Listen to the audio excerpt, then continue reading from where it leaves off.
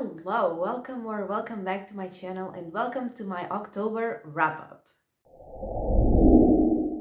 So, in October, I read 17 books, which to me is a lot. I know that a lot of people read like way more than 17 books, but for me, 17 is a lot. And it's mostly due to the fact that I read horror books for 24 hours. So that alone was 11 books. So, there's that. And the first book I read in October was actually a horror book, but not part of that 24-hour thing. And it was Perfume. And this is, like I said, horror, but also like historical. And it is set in the 18th century. And we are following Jean-Baptiste.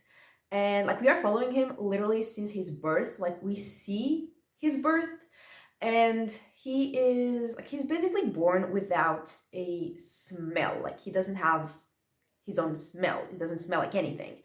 And on the other hand, he has a great sense of smell. He can like smell things that other people can't, and he can like identify and distinguish scents that other people can't. And one day he gets like obsessed with a girl's smell and like he wants to have it. And so she's the first person that he kills. And then he gets obsessed with wanting to have like the most perfect perfume. He wants to like create a perfume. And he actually like creates different perfumes that like create different emotions on people, which I thought was really interesting. And yeah, I mean, the whole title is, I think, Perfume, the story of a killer, the story of a murderer. I'm not sure, like I have the Portuguese version. But yeah, basically we see him, killing people, trying to create his perfect perfume. And it is very fascinating, very creepy. And also the ending was insane. I like did not see that coming, but it was insane in a good way. And yeah, I really, really enjoyed this. I was like hooked from the beginning, and I gave it 4.5 stars. The next book I read was Black Sheep, which was also a horror book. And in that one, we were following Vesper. And she had like left her family, left her house 6 years before the start of the book, because her family was like extremely religious and she wasn't. And so she didn't really like fit in with her family. But then she gets an invitation for her cousin's wedding. So she goes back to visit her family, and like the religion that they follow, none of the religions I was expecting, but definitely fun. And while she's there for the wedding, she starts feeling like something weird going on. She starts also seeing some things. And there's also like the question of who her father is, because like she used to know him when she was little, but then they lost contact. But actually, like from the context clues we were getting, I thought it was really obvious, like her father's identity, but she herself didn't know it. And I think she discovered like around halfway through the book. And like I said, she was feeling like weird things happening, seeing stuff, but I wasn't really finding it creepy myself. I only really started finding the book kind of creepy, kind of unsettling at maybe like 70% in.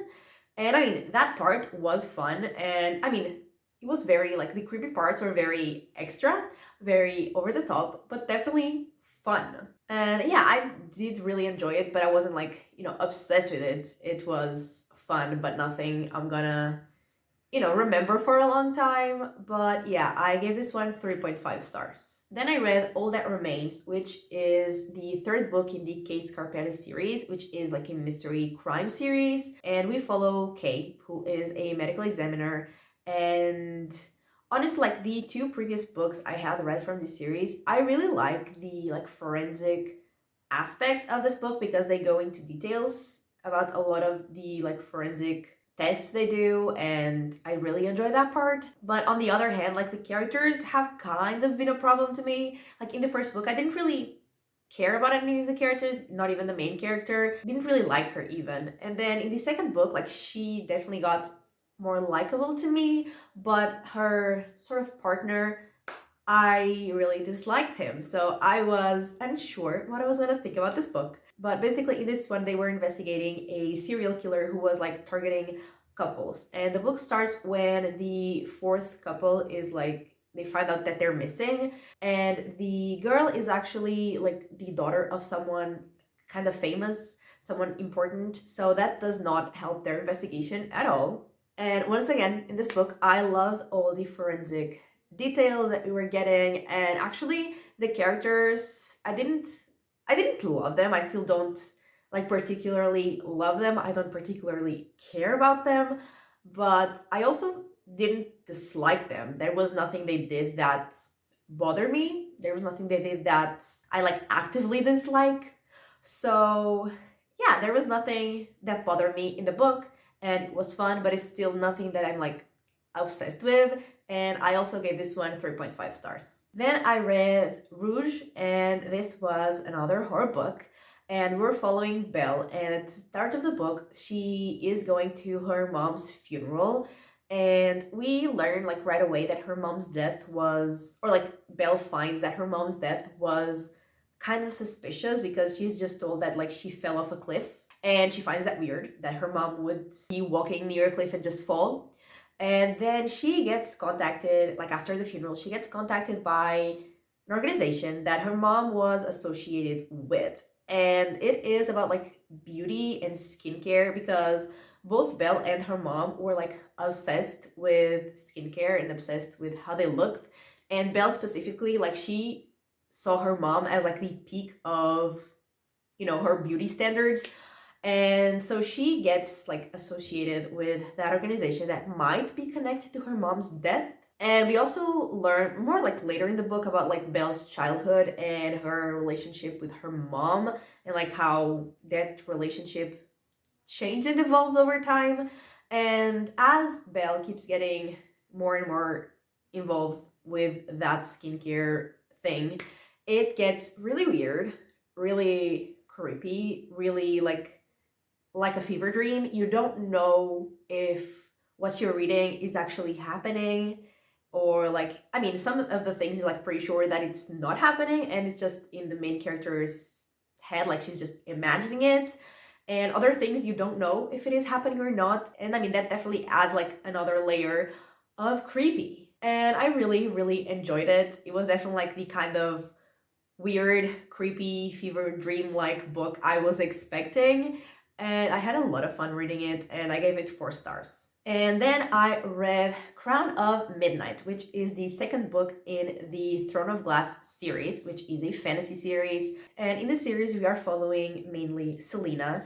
And she is, like, at the start of the series, she has been imprisoned for a year. And before that, she was, like, the most badass assassin ever. And like everyone knows about her and about her reputation. And so at the beginning of book 1, she is contacted by the prince and the captain of the royal guard, and they want to take her to the palace because there is going to be a competition for someone to be the king's champion. And so, the first book is mainly focused on that, and this book is focused more on like the aftermath of the competition, obviously, and the things that Selena now like has to do. And in the first book, and I mean most of this book really, I didn't really like Selena. Not that I like her really now, but at least she got more interesting.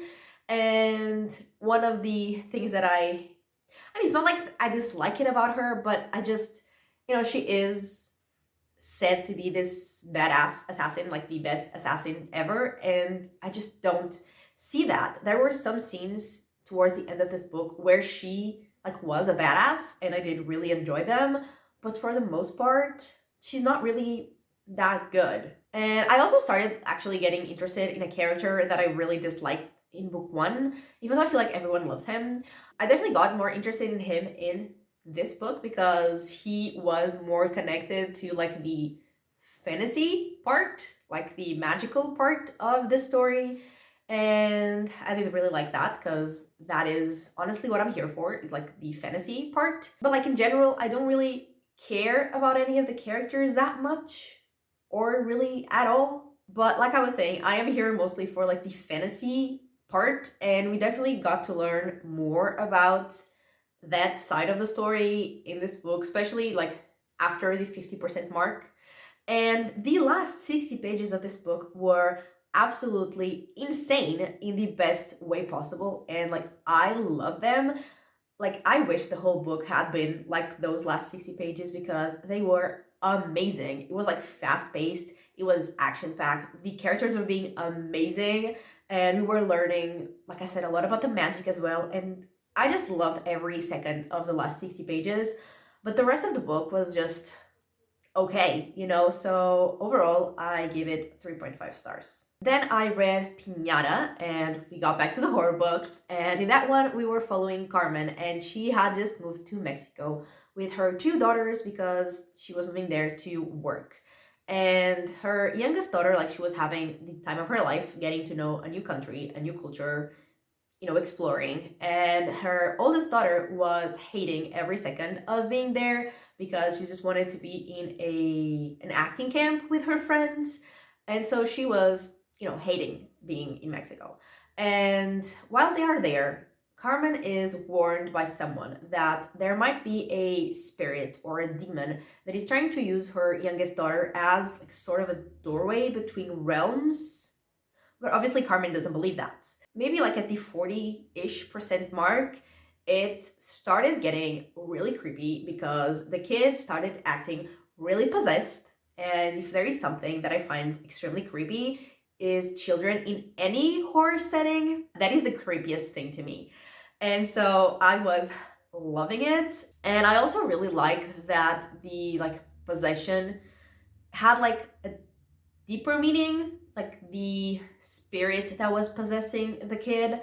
And yeah, I thought it was really fun, and I gave it 4 stars. Then I read Cibola Burn, which is the 4th book in the Expanse series, which is a science fiction series, and it is set in the future. And the like a bunch of planets in our solar system are inhabited by humans. And in all the books, we follow mainly a crew that is like on a spaceship, and the guy like in charge is Holden. And so he always has a POV in the books, and then we always get like different people's POVs. Like in every book, they're different, all the other ones. And so at the end of book 3, something happened that opened up a lot of doors, a lot of possibilities for like exploration. And this one starts with sort of an accident, sort of an attack, and a conflict erupts from that. And the conflict is like in a way related to previous conflicts in the other books, because there is like in this series, especially in the beginning, and I mean, I'm gonna assume it's gonna continue, but so far, like in the first books, it was more prominent even than this one. There is like a lot of conflict between like Earth and Mars and the Belters, like the people from the asteroid belt. In this book, like it was in a different setting, but those people, like they were mainly on different sides, so it was in a way connected to that previous conflict. But then they also started being attacked by like alien things, like alien technology, which was so fun. Like I was invested from the beginning, but when the alien things started, I was on the edge of my seat and I loved every second of it. And I also thought it had like the perfect pacing. And I really love the main characters of this book. Like their found family is everything. And so like when the characters were in danger, I was really, really stressed out, really worried. And even some of these secondary characters as well. So like some of the ones that we met only on this book. But yeah, I just literally loved every second of this book. And I gave it 5 stars. Now, getting back to the horror, and we are gonna have a bunch of horror books because like all the ones that I haven't talked about yet, they're gonna be like here all in a row. So the next one was the handyman method, and we were following a family of 3. We had Trent, Rita, and their son Milo, and they had just moved into a new house. And we see that both the dad and the son are like obsessed with some videos. Like Trent is obsessed with a channel that is called the handyman method, which basically teaches him how to like build things, how to fix things, but also has a lot of toxic advice that makes him a horrible person, like a horrible father, a horrible husband, and just a horrible person in general to like anyone he comes in contact with. And then the kid is obsessed with a channel that is called Little Boy Blue. And it's supposed to be like a children's video thing, but it also has like the creepiest, most horrifying, horrible advice that it gives to the kids. And they both start acting really crazy. And especially the kid, there is like a scene with a turtle that was really traumatizing to me. Like, I didn't even fully read that scene, I skipped most of it. And I think that is the first time I ever had to skip any scene in like anything. So yeah, that was horrible. I hated every second of it. And in terms of everything else, I honestly wasn't really invested. I wasn't really interested. I was honestly kind of bored because I was expecting a haunted house story, which in a way it was, but it was not like the kind of haunting I was expecting. And it was also not like the kind of haunting I enjoyed. So yeah, I wasn't really loving it. And then when we got like the reveal of what the haunting was, like how it worked, I definitely got more interested, or like I got interested, period, because I wasn't before. And I did actually really like the ending because it's the sort of ending I like in horror books. So like it definitely got better towards the end for me. And I gave it 2.5 stars. Then I read Vampires of El Norte, and this is also, like I said, obviously a horror book, even though this one is also like more historical and also kind of romance. And we were following from the beginning Nena and Nestor, and they were pretty sure 13 years old in the first couple chapters. And Nena had been told by her mom that she should not be hanging out with Nestor anymore because they wanted to find her like a rich husband to, help with their money situation and their rancho. And so she should not be hanging out with a boy. And so they are like sneaking out, Nestor and Nena, some nights, and they're like outside, and then they are attacked by a monster who you immediately obviously think that he's a vampire because there are vampires in the title. And Nena specifically is like attacked like really badly. And so Nestor like rushes to like brings her to her house, and she is like wounded really badly. And her parents actually say that she's dead. And so Nestor feels like really bad, really sad, really guilty, and he like runs away. And then 9 years go by. Like I think we only have like two chapters in the first timeline, and then it jumps to 9 years later, and Nena and Nestor like they have no contact because he thinks that she died, and she thinks that he just left her. So they have no contact, but Nestor is actually kind of forced to go back home, and they see each other again, and like they have to like start working together because they have to deal with the vampires, and at the same time they have to deal with the Americans that have invaded Mexico. Because I think I forgot to mention, as I do every time I talk about this book, this is set in Mexico. And so they have to deal with all of that, and they have to work together and also try to fix their relationship. And like I knew it was more historical and more romance, which are definitely two genres that I don't typically read, but it was also horror, so I was still interested. And also it had vampires, which I love, so I was still definitely very interested, but like I knew what I was getting into. And I mean, I would have liked it to have been more like horror heavy. And I mean, there were some scenes with the vampires that were definitely creepy and, gory, which I did really love, but I would have loved it even more if it had been like more horror heavy. And I mean, the plot twist with like why the vampires, or like how the vampires were attacking them, I really, really loved.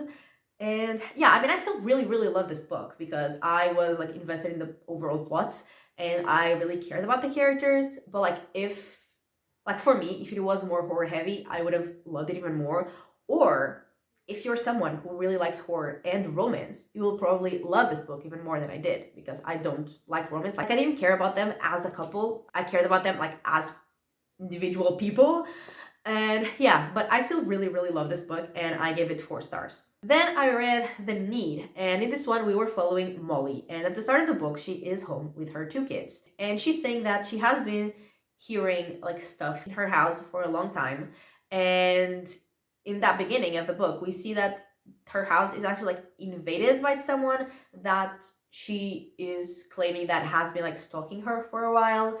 And then you learn that this stalker is like connected to her and her family more than they were expected to be. And they know more about her family than they should. And this whole book, like, it was very creepy, very uncomfortable in like a good way. Also, the like nature of the stalker, crazy, but again in a good way. And I mean, I was invested. I was really enjoying it. I was like interested to know like how it would end. But again, I wasn't like loving it. I wasn't obsessed with this book. And I gave it 3.5 stars. Then I read Below, and in this one we're following Addie, and she was driving at night through a snowstorm.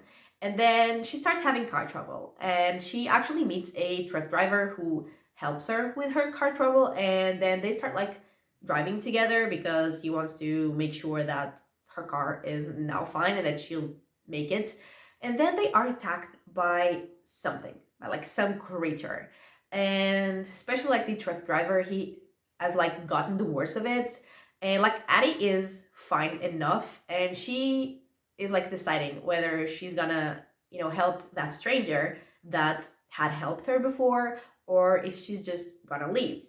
And it got really weird, really creepy, really fast, and I really liked that. Like, it was definitely my kind of creepy and weird, because like I was feeling very unsettled in a good way, and it also felt kind of like a fever dream most of the book, and it was really fun. And then we also discovered some things about like the truck driver, and at the same time, like the actual supernatural aspect, kind of insane, but also very fun.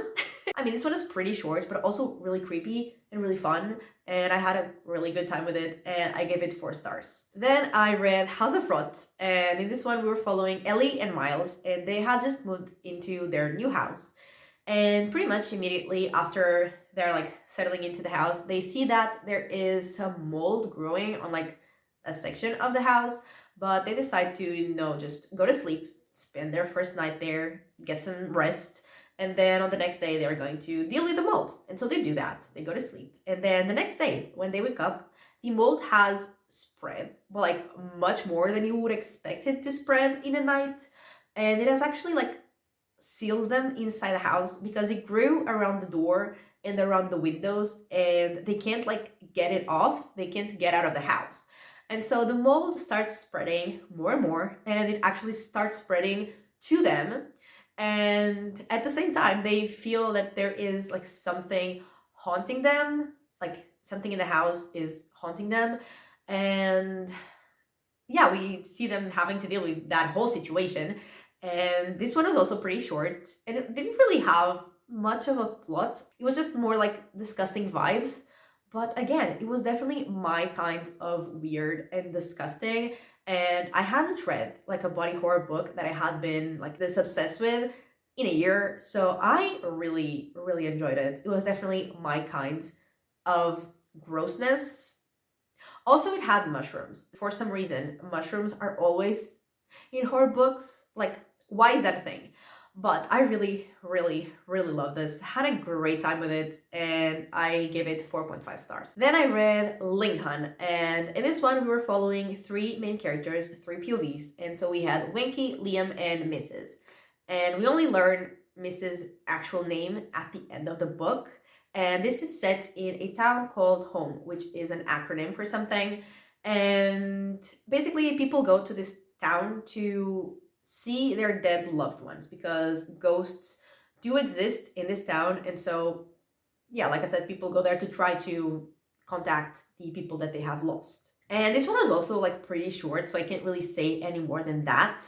But I feel like this was more literary than horror. And so, like, as a book, just as a normal book, I really, really liked it. As a horror book specifically, not so much, because the real horrors in this book was like grief and the terrible things that people can do to each other and like will do to each other. And like the actual supernatural part, like the ghost, that was not scary at all. So it was more like a sad story than a scary story. That is like why I said it was more literary than horror. But I mean, I was definitely very invested because I really cared about the characters. And yeah, I mean, it was really sad, but like again, as a just a book, I thought it was really, really good, and I gave it 4 stars. But just don't go into it expecting like a scary book, because that is not what this is. Then I read Mayfly, and in this one we were following Maeve, and she works on the happiest place on earth as a princess, and it is never like actually said, but you understand that she obviously works on Disney, and she is Elsa. She dresses as Elsa basically, and at night after work we see her exploring her darker urges, thoughts. And this was a splatterpunk book, and I'm not sure if I have read other splatterpunk books. I mean, I have read some gory books, but I'm not sure if they were splatterpunk or not. But basically, this is supposed to be like very gory, very disturbing, very violent. And I mean, there were a lot of gory scenes, like for sure. And there were two specific scenes that were, like, for me personally, I found them like kind of horrifying. And I mean, they would have been if we had actually seen them. Because in the first one, like she was talking about what was gonna happen. And I was like, oh my god. But then it didn't happen. And then the second one, like same thing. And I mean it did happen, but we didn't see it. Because like she was talking about it. So like I guess you know what happened because she was talking about it. But you didn't see it because the next chapter just starts with her like cleaning the blood off of herself. So I mean it is definitely gory. It is definitely violent, but nothing really like scarred me. Basically there was nothing that traumatized me, like the scene with the turtle in the handyman method. That did traumatize me. And at first honestly I wasn't really that interested, that invested, but then at the, I mean, no, maybe like 70% in, it definitely got much more interesting. And I mean the main character was insane. She was a very violent person, but she was kind of an icon, like I cannot lie. And I also really like the ending because I was not expecting it, basically. It definitely didn't end the way I was expecting, so I did really enjoy that as well because it caught me off guard. And yeah, I mean, it was fun, even though fun feels like the wrong word to use here. But it's still not like my favorite kind of horror. I usually like more supernatural things rather than just, people hurting other people. So yeah, I didn't like absolutely love it, but it was still a very entertaining and interesting book, and I gave it 3.5 stars. And then the final horror book was Head Like a Hole, and this one starts with a podcast host going to a woman's house to interview her. And he basically wants to know about something that happened in her past.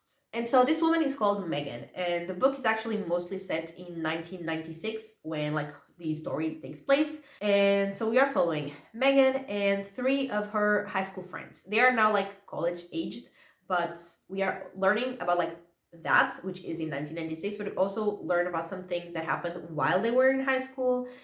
And so we are following those 4 friends. And at the same time, there is like a guy that was fishing and he finds a head like in the ocean. And that head can like talk, and it can like influence him to make things that it wants. And we also know that the head is connected to something that either happened to those 4 friends in when they were in high school or something that they did. So there is like the whole mystery. And at first I was actually really interested, really invested. I really wanted to know like what had happened in their past, and there were definitely some creepy gory scenes with like the head situation. So I was really enjoying it, but I just feel like this book was longer than it should have been. And I started getting uninterested. I started getting bored because it was taking too long to get to the point. And honestly, like towards the end, I was kind of skimming it a little bit. So, like, I enjoyed it, especially like the first half or maybe like the first 60%. And I was having a good time, but I didn't love it. It was just okay. And I gave it 3 stars. And then moving away from the horror, I read A Darker Shade of Magic, which is the first book in the Shades of Magic trilogy, which is a fantasy trilogy. And we start by following Kel, who is an Antari, which means he can travel through worlds. And we learn that there are actually 4 different worlds. Where they is in London, so like there are 4 different Londons. And so we have Red London, which is where Kel is from, and it has magic, and it is like the healthiest of the 4 worlds. And then we have Grey London, which is like it has no magic. And we have White London, which does have magic, but not a lot of it. And people try to like get whatever magic they can and like kind of weaponize it and control it. And then finally we have Black London, which has been destroyed because it was in the past consumed by magic. And then we also meet Lila, and she is from Grey London, and she wants to be a pirate. And then Kale comes into possession of a stone that we learn is like some sort of relic from Black London. It has that magic and it is a source of power. And basically some dangerous people want that stone, and Kale and Lila actually end up meeting because of the stone. And I found the worlds of this book very interesting, and also the characters themselves were really interesting, and I was really invested in the story. And actually I got really excited with the prospect of something that didn't end up happening, so I got a little disappointed, but that was like my own fault for creating those wrong expectations. The whole book really was really fun. I was really invested. I really cared about the characters and like what would happen to them, and I'm definitely like really loving the series and like really want to continue the series. And like the ending really surprised me because like it answered more questions than I was expecting. Like I was expecting more of a cliffhanger. I'm not complaining. It's not a bad thing. It's just not what I was expecting. But I really enjoyed it. Like I said, I had a lot of fun with it, and I gave it 4 stars. And now finally, the 17th and last book that I read was Black Order, and that was the 3rd book in the Sigma Force series, which is a like thriller series. And we always follow members of the Sigma Force team, who are people that are like military trained, but they also like some of them are scientists, some of them are like really good with technology, and we follow like different members of the team. And in this book, there were like 2 main plot lines that were like happening separately, but then obviously like they were connected in a way. And so the first thing was like in Europe, and in I think it was Copenhagen, there was someone that wanted to like steal a Bible that used to belong to Charles Darwin. And then in Poland, they were investigating some like experiments that had been started by the Nazis and were still going on. Like the experiments were still continuing to this day. And then the other plot line was happening in Nepal, and we were seeing like some monks that were affected by some sickness, and like it affected their brains, and it was making them very violent, and they were like torturing each other, and they were like eating each other.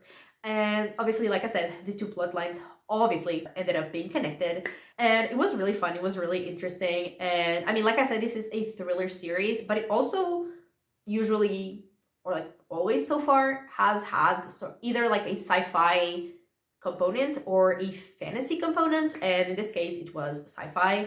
And that was also really fun, really interesting, and I was really like invested in the plot, in the mystery, and I really liked how it all came together. The only thing that I don't like love is the characters. Not that I dislike them, but I don't really care about them. So like when they were in danger, I really didn't care if anything actually happened to them, which is not really probably the goal. I should worry about the characters, but I kind of didn't. So like I didn't, absolutely love it, but I still had a lot of fun with it, and I gave it 3.5 stars. And yeah, those are the 17 books I read in October. I feel like I have been talking for 3 hours. And yeah, that is everything for this video. Thank you so much for watching. I really hope that you have enjoyed it. And if you did, give it a like and subscribe, and I will talk to you next time. Bye!